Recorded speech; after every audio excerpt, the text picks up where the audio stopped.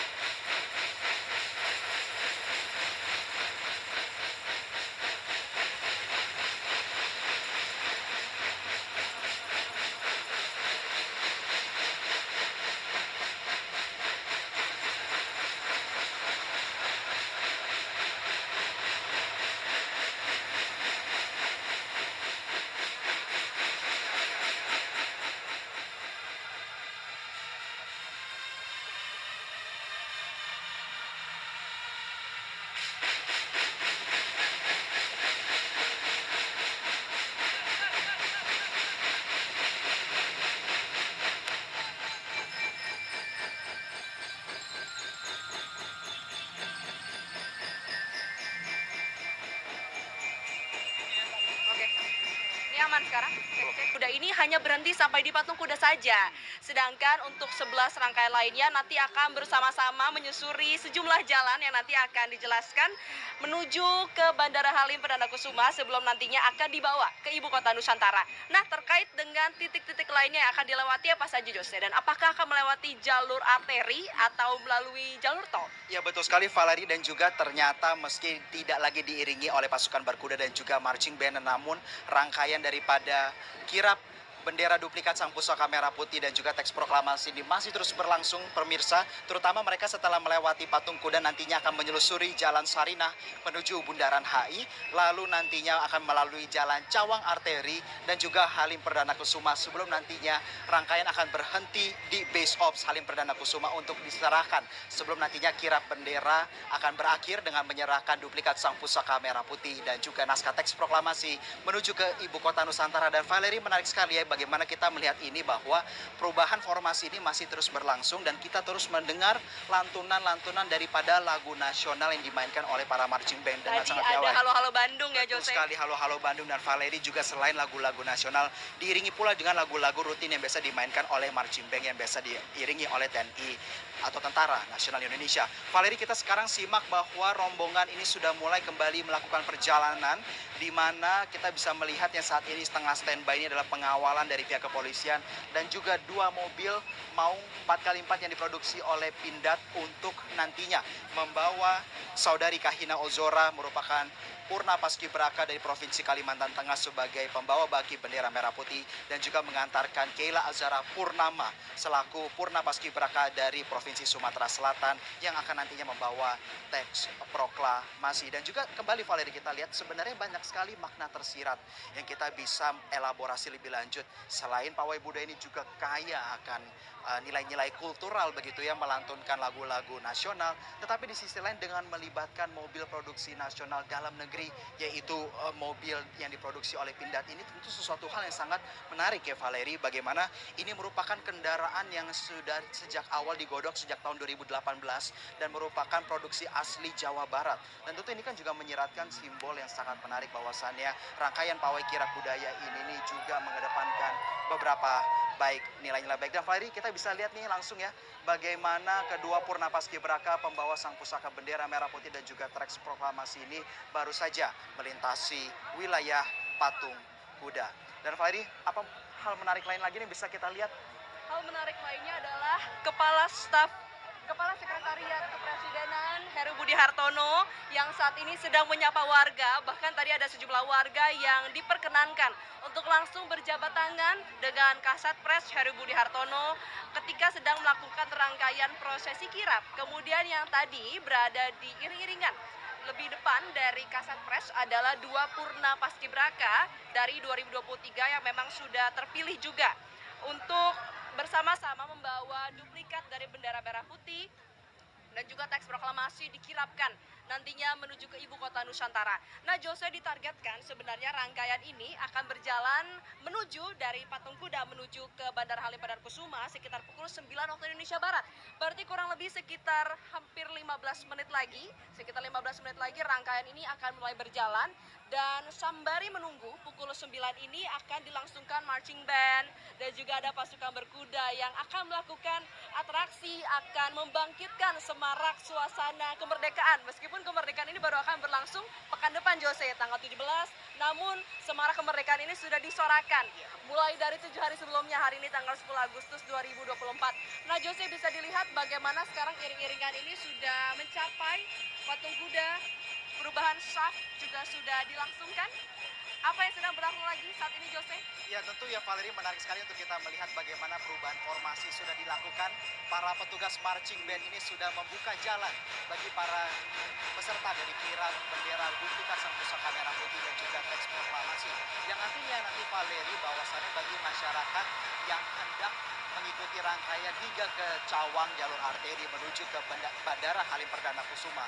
Namun di sisi lain pemirsa, bagi Anda warga Jakarta yang saat ini tengah mencoba untuk mengikuti rangkaian daripada pawai kirap ini, Anda bisa mengunjungi wilayah Monas, tepatnya di sisi Medan Merdeka Barat di dekat Patung Kuda, karena rangkaian daripada marching band, dan juga ada pun panggung yang telah disediakan oleh para pihak yang berwajib untuk nantinya menghibur masyarakat. Namun bagi Anda masyarakat, kami kembali ingatkan jangan lupa untuk terus meramaikan rangkaian daripada kirap budaya ini, mengingat bahwa nantinya para kendaraan yang melintas ini akan menuju ke wilayah Sarinah, menuju Bundaran HI, Cawang, Arteri, menuju ke Halim Perdana Kusuma sebelum akhirnya berakhir di Base Ops Halim Perdana Kusuma. Dan menarik sekali Valeri, kita melihat bagaimana secara bertahap ini sudah mulai meninggalkan patung kuda ya, melewati Bundaran Air Mancur dan saat ini tengah berjalan menuju ke Bundaran HI. Namun Valeri, seperti apa nih kita bisa memantau terkait dengan arus lalu lintas ya?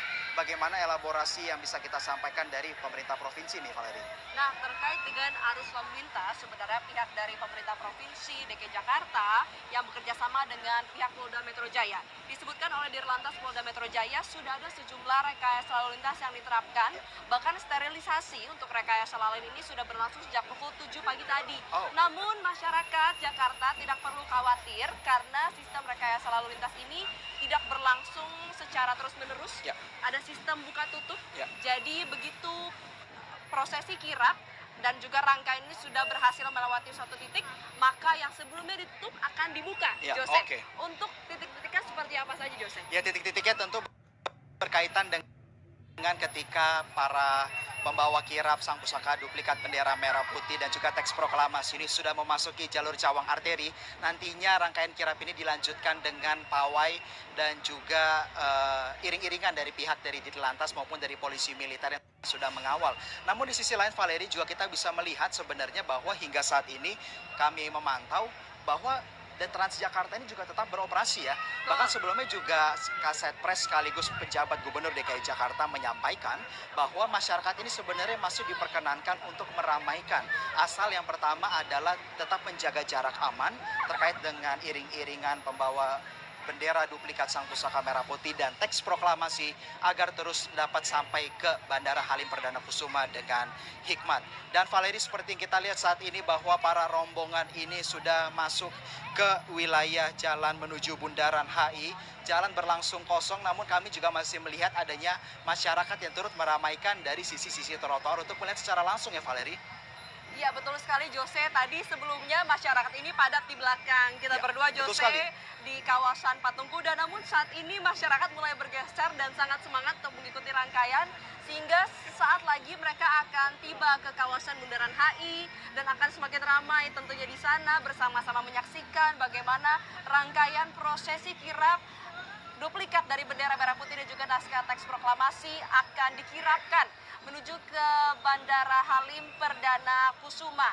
Nah, Jose, hal lain yang tentunya juga menarik adalah bagaimana masyarakat ini tertib. Ya, betul sekali. Kita lihat di layar kaca Anda, saat ini masyarakat meskipun ramai, mereka semua antusias, namun tidak berarti mereka melanggar setiap peraturan yang diterapkan. Bahkan juga mereka mematuhi setiap ketentuan-ketentuan yang diterapkan oleh petugas yang berwajib, oleh aparat.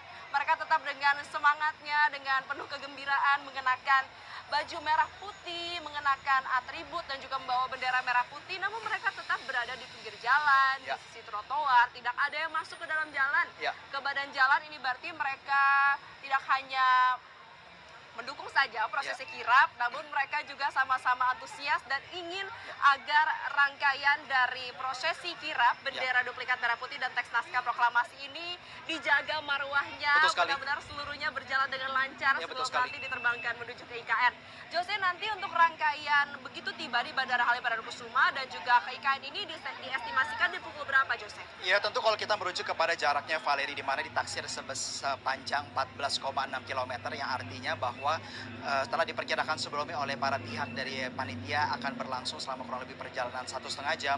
Dan apabila kita estimasi jika dimulai pada pukul 8 waktu Indonesia bagian Barat dari Cawan Monas, yang sekarang saat ini waktu menunjukkan 8:47 waktu Indonesia bagian Barat, yang artinya ada sekitar kurang lebih 45 menit diperkirakan rombongan daripada kirap sang pusaka bendera merah putih dan juga pembawa naskah teks proklamasi ini akan tiba di Base Ops Bandara Halim Perdana Kusuma. Dan Valeri, kembali kita mengelaborasi mengenai bagaimana partisipasi masyarakat di sini tentu berlangsung dengan hikmat. Dan Valeri, tentu sehubungan dengan rangkaian kirap ini sudah meninggalkan patung kuda, maka untuk sementara sampai demikian laporan dari saya, Jose Niko. Dan saya Valerie Budianto, kita akan sama-sama terus saksikan rangkaian prosesi kirap hingga nanti tiba di Bandara Halim Perdana Kusuma bahkan menuju ke ibu kota Nusantara. Kepada rekan Ardianto, kita serahkan kepada Anda.